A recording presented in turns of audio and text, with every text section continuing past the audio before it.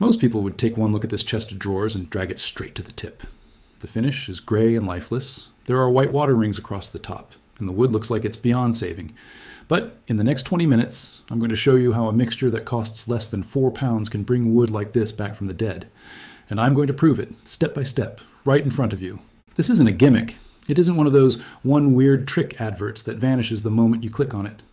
It's a genuine restoration method that furniture restorers have quietly used for decades. And by the end of this video, you'll know exactly how to use it yourself, safely, correctly, and on real damaged wood. Walk into almost any charity shop, house clearance, or car boot sale in the country, and you'll find the same thing. Tables with dull, cloudy tops. Chairs with wobbly legs. Sideboards with deep scratches and white rings left behind by hot cups and wet glasses. Most of this furniture isn't broken. It's neglected. Wood is a living material, even after it's been cut, shaped, and turned into a piece of furniture. It breathes. It absorbs moisture from the air and releases it again as the seasons change. Over years, sometimes decades, the natural oils inside the timber dry out. The finish on top, whether it's varnish, wax, or oil, starts to break down. And once that protective layer fails, the wood underneath is exposed to everything: sunlight, spilled drinks, central heating, damp, and daily wear. That's why so much furniture ends up looking tired. It isn't that the wood itself is bad. It's that the wood has been thirsty for years and nobody's fed it. Here's the thing most people don't realize. When furniture starts to look gray, dull, or cracked, the instinct is to either throw it away or pay someone else a small fortune to refinish it completely. Full strip down, restaining, revarnishing, sometimes hundreds of pounds for a single piece. But most of the time, that's not necessary. The wood underneath is often still solid. It just needs to be cleaned, fed, and protected properly. And that's exactly what this 4-trick does. Before we get into the technique, it's worth pausing on why restoration is worth your time in the first place. New flat pack furniture is everywhere, and it's cheap, but it's rarely made from solid wood. Most of it is chipboard or MDF with a thin printed veneer, and it simply doesn't last. A genuine antique or vintage piece, on the other hand, is often made from solid oak, pine, mahogany, or walnut, timber that's already survived 50, 80, sometimes over 100 years. That's not something you can buy new anymore, not at a normal price. Restoring a piece like this isn't just about saving money, although you will save a lot of money. It's about saving something that was actually built to last, using skills that take 20 minutes to learn and a lifetime to enjoy. Before you touch a single tool, you need to understand exactly what you're dealing with. Not all damage is the same, and treating the wrong problem the wrong way can make things worse, not better. Dull, cloudy, or grayed finish. This is the most common issue, and it's usually the easiest to fix. It happens when the original varnish or wax has oxidized and lost its clarity. Run your hand across the surface. If it feels dry, chalky, or rough rather than smooth, the finish is broken down. Water rings and white marks. These pale, cloudy circles are caused by moisture getting trapped between the finish and the wood, usually from a hot mug or a wet glass left without a coaster. The good news is that in most cases, this is only sitting in the finish layer, not the timber itself, which means it can often be lifted out. Surface scratches. Light scratches that don't catch your fingernail are usually only in the finish. Deeper scratches that you can feel with your nail have gone into the wood itself and need slightly different treatment. Loose joints give the piece a gentle wobble. If a chair leg moves or a drawer front shifts when you push it, the glue holding the joint has dried out and failed. This is extremely common in furniture over 20 years old. Cracks and splits. These usually run with the grain and are caused by the wood shrinking as it dries out over time, particularly in centrally heated homes. Small hairline cracks are cosmetic. Larger splits can affect structural strength and need filling or clamping. Missing wood or chipped edges. Corners and edges take the most knocks over the years. Small chips can be filled. Larger missing sections sometimes need a wood filler or, in serious cases, a small patch of matching timber. Rot and water damage. This is the one you need to take seriously. Press a screwdriver gently into the timber. If it's soft, spongy, or crumbles, you're dealing with rot, and that section either needs to be dried out and treated, or in bad cases, cut out and replaced. Rot will not be fixed by the technique in this video. We'll come back to that. Failed paint or old varnish flaking off. If the existing finish is peeling or flaking in chunks, feeding the wood alone won't be enough. The finish will need to come off first. Take a slow walk around your piece and note down what you're actually dealing with.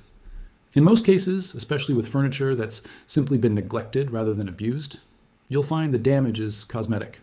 A tired, thirsty finish rather than anything structural. That's exactly the kind of damage this restoration method is built for. So here it is. The trick is a homemade wood revival mixture made from 2 ingredients you almost certainly already have in your kitchen cupboard: white vinegar and boiled linseed oil. That's it. Mixed in roughly equal parts, this simple combination does two jobs at once. The vinegar is mildly acidic, and it works to cut through years of built-up grime, dirt, and old wax residue sitting on the surface, while also helping to soften and lift out those cloudy white watermarks trapped in the finish. The linseed oil, on the other hand, penetrates into the wood grain and replenishes the natural oils that have dried out over time, restoring flexibility, deepening the color, and bringing back a warm, natural shine. Used together, this mixture cleans and feeds the wood in a single step, which is why the transformation can look almost immediate. A quick but important note: boiled linseed oil is different from raw linseed oil. Boiled linseed oil has additives that help it dry properly in a reasonable time. Raw linseed oil can take weeks to cure and stays tacky, so make sure you're picking up the boiled variety. Now, it's clearly labeled and costs around $3 to $4 for a small tin at any DIY shop, which is where this trick gets its name. Safety note before we go further: rags soaked in linseed oil can generate heat as the oil cures and, in rare cases, combust. Always lay used rags flat outside to dry completely, or soak them in water in a metal container before disposing of them. Don't screw them up and leave them in a bin indoors. This is a genuine fire safety point, not scaremongering. Every restoration starts the same way: clean first, fix second. If you skip this step, you're just trapping dirt and old wax underneath your repairs, and nothing will bond properly. Start with a soft cloth and a mixture of warm water and a small amount of mild washing up liquid. Wipe down the entire piece, working with the grain rather than against it to lift off surface dust, grease, and general grime. For areas with stubborn built-up wax or polish residue, white spirit on a cloth will cut through it. Just make sure you're working in a well-ventilated room and wear gloves. Let the piece dry fully before moving on. This usually takes 20 to 30 minutes at room temperature. Don't rush this part. Restoring damp wood traps moisture under your new finish, and you'll be dealing with cloudy patches again within weeks. If the existing varnish is flaking, peeling, or badly cracked, rather than just dull, it needs to come off before you can feed the wood underneath. Trying to revive a finish that's actively failing is like painting over rust. It might look fine for a week, then it all lifts again. For small areas, fine sandpaper, around 120 to 150 grit, will do the job, working gently with the grain until you reach sound wood. For larger areas, a chemical stripper will save you hours of effort, but always test it on a hidden patch first. Follow the ventilation instructions on the tin, and wear gloves and eye protection. If the finish is simply dull rather than failing, which, remember, is the most common scenario, you can skip this step entirely and go straight to the vinegar and linseed oil mixture. That's part of what makes this method so quick. Now we deal with any structural damage before we touch the finish, because there's no point making something look beautiful on the outside if it's still falling apart underneath. For small hairline cracks, a simple wood filler that matches the timber's color works well. Push it into the crack with a flexible filler knife, slightly overfilling, then let it cure fully, usually a few hours, though always check the tin, before sanding it flush with 180 grit sandpaper. For larger cracks or splits that affect strength, this is where epoxy resin earns its place. Standard wood filler is fine for cosmetic gaps, but epoxy is far stronger and actually bonds the two sides of a split together, which matters if that crack is on a weight-bearing part like a chair leg or a table joint. Mix it exactly to the ratio on the packet. Too much hardener doesn't make it cure faster, it just makes it brittle. And clamp the piece while it sets if you possibly can. A simple rule that professional restorers use: if the damage is purely cosmetic and not weight-bearing, use filler. If the damage affects strength or is on a joint that takes weight, use epoxy. Old furniture is almost always held together with wood glue at the joints, and over decades that glue dries out, becomes brittle, and eventually fails, which is why a 20-year-old chair often wobbles, even though nothing is actually broken. Gently work the joint apart as far as it will go without forcing it or cracking the wood. Scrape out as much of the old, crumbly glue as you can with a small flathead screwdriver or a stiff brush. Apply a fresh coat of wood glue.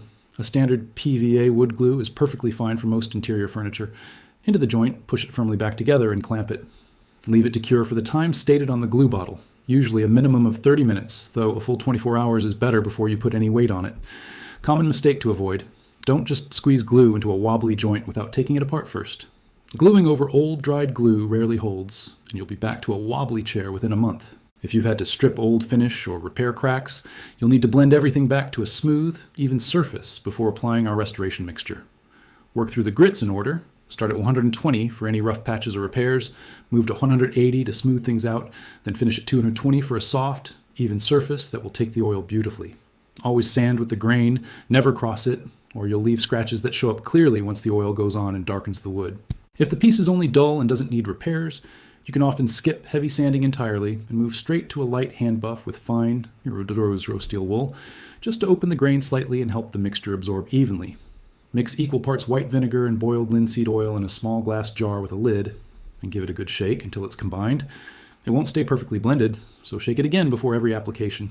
Dip a soft, lint-free cloth into the mixture and apply it to the wood using small circular motions, working section by section rather than trying to cover the whole piece at once. You'll often see the change happening in real time. Dull, gray wood taking on a warmer, richer tone within seconds as the oil soaks in. Let it sit on the surface for about 10 to 15 minutes so the oil has time to penetrate the grain, then wipe away any excess with a clean, dry cloth, always working with the grain. Don't skip the wipe-off step. Leftover oil sitting on the surface will stay tacky and attract dust for days. For older or particularly dry pieces, a second coat applied. The following day makes a noticeable difference. Let the first coat fully absorb and dry overnight before going back in with the second. For those water rings we talked about earlier, this mixture often lifts them out on its own within 1 or 2 applications, as the vinegar breaks down the moisture trapped in the finish and the oil resaturates the area evenly. For a stubborn ring, gently rubbing it with rose grade steel wool dipped in the mixture before wiping clean gives it a bit of extra help. If you've had to sand down to bare wood in any repaired patches, and you want the color to match the surrounding area exactly, a wood stain applied before your final oil coat will bring everything back into line. Apply it evenly with a cloth or brush, always in the direction of the grain, and wipe away any excess immediately. Stain left sitting too long dries darker and blotchy.